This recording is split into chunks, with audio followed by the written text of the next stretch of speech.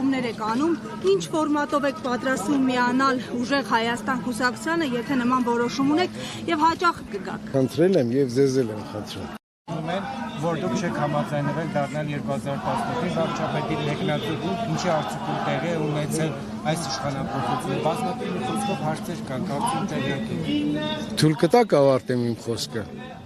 Ես իրավունք ունեմ հարցազրույց տալու։ Դուք հարուցից առաջ պետք է նաև հաշվետու լինեք, որովհետև դուք եղել եք Հայաստանի վարչապետը եւ ձեզ ուղղված։ Երբ որ ես վարչապետ եմ եղել, ես հաշվետ եմ եղել։ Այդ իսկ պատճառով ձեզ խնդրում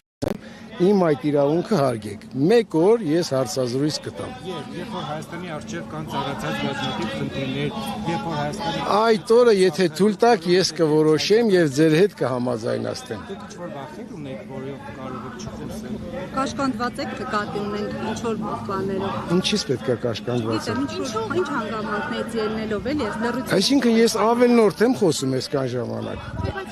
Վերջ, շնորհակալություն։ Լավ, պարոն Կարապետյան, Սամվել Երբ որ հարցազրույց տալու ունեմ, այո, աջակցում եմ Սամվել Կարապետյանին, միանշանակ։ Իսկ ընդդիմության հաղթանակին հավատում եք։ Այո, հավատում եմ։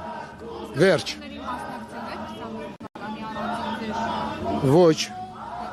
Ոչ։